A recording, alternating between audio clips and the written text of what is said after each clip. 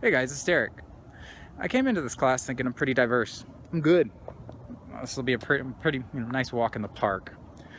And I was very wrong. I thought I was more diverse than I was. I thought I knew the difference, the true difference between acceptance and tolerance.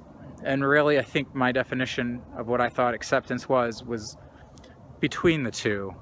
And I was very happy to see otherwise. If you look around at campus, maybe not on the second to last day of the semester, maybe last week. We'll just go last week. You can see how many different people are here, different ethnicities, different religions, different in general. I mean, hairstyles, whatever that you want to call, pick, and it's amazing. And I go to these. I'm here, and I think, wow, how awesome. But behind the scenes, it's a little different.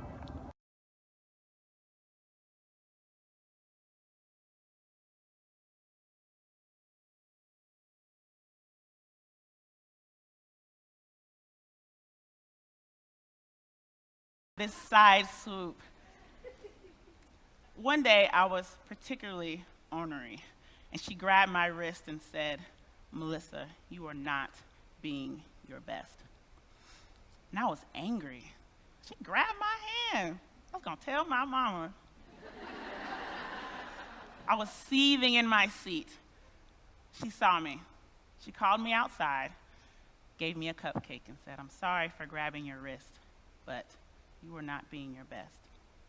Sit out here, eat this cupcake, and join us when you're ready." Fast forward to 8th grade, and I'm sitting in my math class.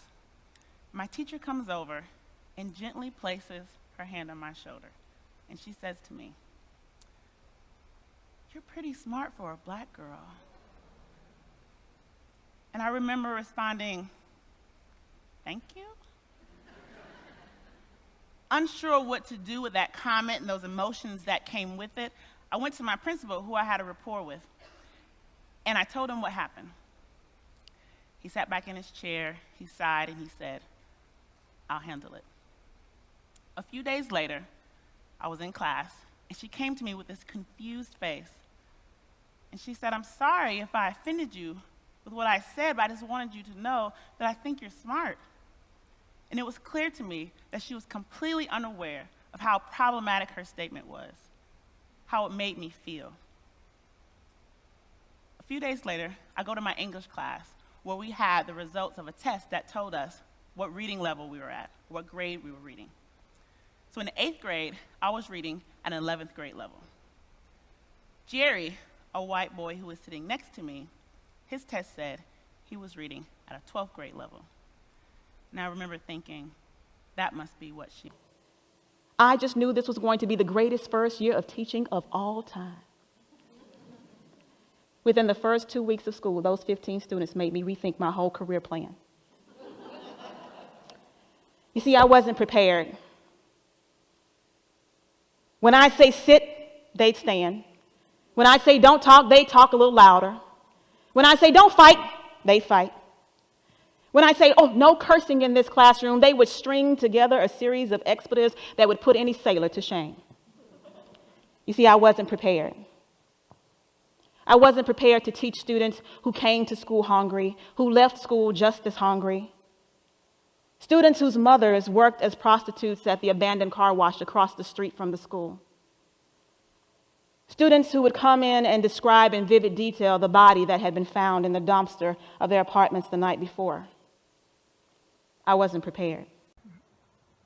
The lessons in these clips are really important to succeeding in a diverse environment and building acceptance. Keep an open mind. Don't close it just because you made a snap assumption and this is how it has to be. Don't be afraid to admit when you're wrong. Build your students up. Don't tear them down.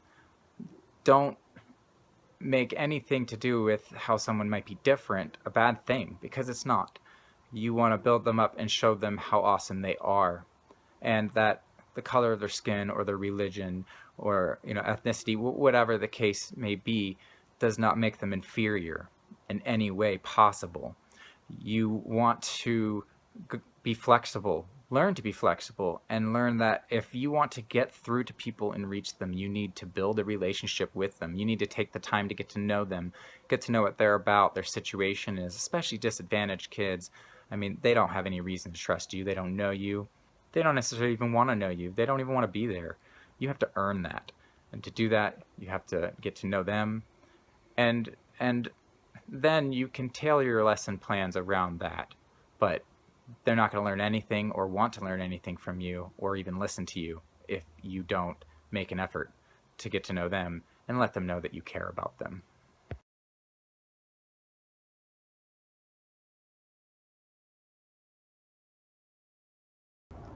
You know, I thought once it would take a revolution to make the changes that we need to bring acceptance instead of just tolerance or intolerance.